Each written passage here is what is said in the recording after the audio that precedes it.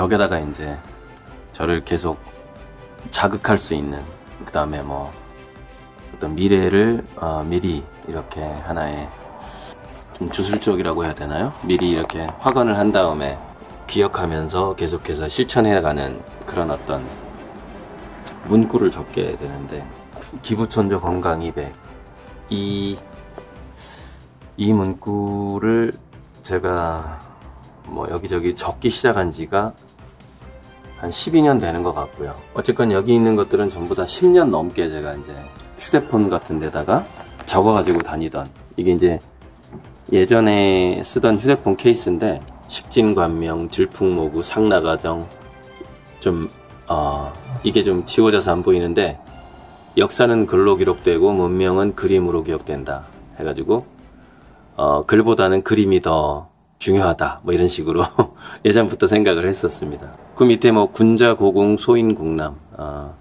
군자는 힘들수록 더 단련되고, 소인은 힘들수록 더 함부로 한다. 제가 힘들었던 시절에 읽었던 문구죠.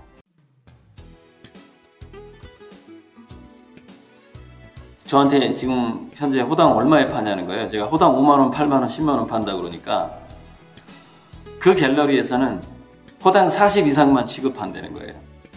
그 이하는 그 갤러리에 걸 수가 없대, 그림을. 제가 전에 말씀드렸잖아요. 중국의 어떤 그 옥션에 나가려면은 작품 하나 가격이 기본적으로 5천만 원이 돼야 된다고. 그러니까 제가 2년 후에 호당 50으로 올리는 이유가 그거예요. 호당 50으로 제가 가격을 안 올리면은 갤러리에 나갈 수조차가 없어요. 국내 갤러리도, 제가 아는 갤러리에도 제 그림을 걸 수가 없는 상황인 거죠. 그래서 그 서초동 갤러리에서 지금 이렇게 거는 화가들의 그림값이 호당 40에서 호당 150 사이라고 합니다. 예, 물론 이제 호당 1억, 5억까지도 이제 세계적인 작가들은 호당 몇 억 단위가 이제 가게 되는 건데, 저는 뭐 언젠가 그 이상 능가하겠지만은, 그래서 제 그림 구매하신 분들께 이런 얘기를 전하고 싶었어요. 그러니까 시간 문제라는 거예요. 제 그림값이 제 유튜브에서 약속한 대로 가격이 올라가는 것은 기다리시기만 하면 된다라는 겁니다. 네, 그래서 그런 생각을 좀 오늘 그림 있냐는 전화를 또 받게 되네요. 그림이 없어서 제가 서초동에서 지금 전시를 못하는 상황이 되는 것이죠.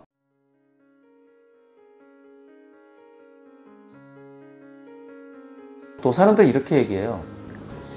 나는 자기 그림에 막 연구는 하는데 팔지 않는 화가가 멋있어, 이렇게 얘기하는 사람도 있어요. 그러니까 자본주의하고 전혀 타협하지 않고 아예 그 시스템 안으로 들어가지 않는 화가, 그래서 전혀 팔 수 없는 설치 미술만 한다거나 퍼포먼스만 한다거나, 그것을 거부하는 흐름이 굉장히 오래됐어요. 그것을 비판하는 흐름이. 그래서 오히려 이런 생각이 드는 거예요, 저는. 호랑이를 잡으려면 호랑이 굴에 들어가야 되는 것처럼, 우리 외계인이 이렇게 침공했을 때 그 영화에 보면은 폭탄을 그 목구멍 안에 집어넣어야만 죽잖아요. 옆에 막 던져봐야 안 죽잖아, 이렇게. 그죠? 안 죽잖아요. 그런 것처럼 그림과 결탁된 자본주의의 폐해가 있다 이거예요. 그림이 자본주의의 시녀 역할을 하고 꼭두각시 역할을 하고, 그런 걸 비판하면서 그것을 비판하는 것 자체를 예술로 삼는 사람들이 있어요. 근데 이건 이제는 그것도 식상하다는 거예요. 그러니까 제가 생각하는 제 미술의 새 지평은 뭐냐면 자본주의의 복판으로 들어가는 거예요. 심장으로 들어가는 거예요. 그래서 거기서부터 새로운 어떤 핵분열 같은 걸 일으켜서 전체 원자 구조를 바꿔버리는 거죠.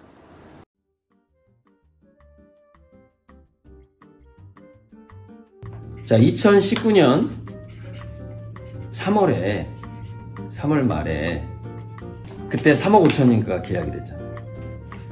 3억 5천만 이었잖아요. 대략 30억이라고 치자고. 3억이라고. 나는 향후 5년간 뒤에 0이 계속 붙는 방식의 성장을 하게 될 것이다. 즉 매년 10배씩 성장할 것이다 라고 정말 선언한 적이 있었어요. 이 무렵에 3억이 됐을 때. 그래서 이제 2020년이 됐네요. 그때쯤에 이미 거의 한 50억이 계약이 넘어갔어요. 1년 만에 3억이 30억이 됐어요. 자, 그래도 2021년이 됐어요. 예, 그때 6월 달에 그 이벤트를 하면서 또, 그때 호당 100만원 그림이 왕창 주문이 돼가지고, 그때 합산해 보니까 350억이 나오더라고요. 여기서 주식 투자금을 빼니까 한 320억, 대략 300억 나오죠. 그게 2021년 봄이에요. 그런데 2022년이, 22년 봄까지가 좀 1년이, 예, 이 상태가 거의 그대로 갔어요. 여기 조금 미스가 됐는데. 자, 그런데, 그럼 2023년 봄에, 그럼 정말 다시 또 뒤에 300억에서 3천억이 성장이 있었느냐 라는 것이죠. 2023년 봄에 있었죠. 그게 뭐죠? 땡땡 특례시 국제문화예술 특구를 개발하는데 거기 보도자료 보면 한 3조까지 쓰는데 거기에 미술 파트를 지아트에게 위탁 운영 내지는 협력하기로 했다. 3조에 10%면 그 시설 같은 거 생각해보세요. 10%면 3천억이고 2조. 근데 미술 파트는요, 그 땡땡 특례시는 분명히 아트페어를 화려하게 하려고 할 겁니다. 어쩌면 상설 아트페어장을 차릴지도 몰라요. 왜? 가장 돈이 많이 되니까 그렇죠. 그러면은 그 땡땡 특례시가 2조 3조를 쓰는데 거기에서 미술에 신경 쓰는 돈이 얼마 정도 될 것 같아요? 50% 이상. 그럼 2조의 50% 이상이면 1조잖아요. 1조. 그래서 거기서 최소한 잡아도 3천억에 4억 건 계약을 한 거나 마찬가지예요. 이번 건. 이번에 그 땡땡 특례시 국제문화예술 특구의 미술 파트를 지아트가 맡기로 했다. 그래서 수치상으로 3천억이라고 불러도 되는 상황이 온 거죠. 자, 그러면은 한 해 건너뛰었으니까 2023년 말에서 2024년 초쯤에는 3조 계약이 되겠죠. 제 말대로 계속 매년 10배씩 성장한다고 치면.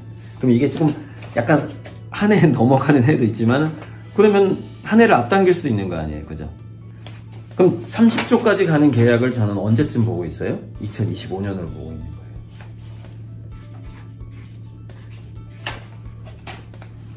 삼수조 계약. 물론 이거는 제가 법인이 4개인데 순수하게 그림일 수도 있고, 그림과 관련된 사업일 수도 있고, 약간 부대 사업일 수도 있고 그래요. 어쨌건 그래서 제가 이거를 이번에 그 지아트의 그 계약건이 3천억의 계약건으로 볼 수 있겠구나라는 생각이 들면서 다시 한번 이 얘기를 꺼내고 싶었던 겁니다. 그때 제가 5년 동안 뒤에 공이 하나씩 붙는, 즉 30조까지 이렇게 10배씩 성장하게 될 것이다. 그게 기하급수적 성장이잖아요. 고리들은 그렇게 성장하게 될 것이다. 이 선언을 꽤 오래전에 2019년이나 2018년 말에 한 적이 있어요. 이상입니다. 써니.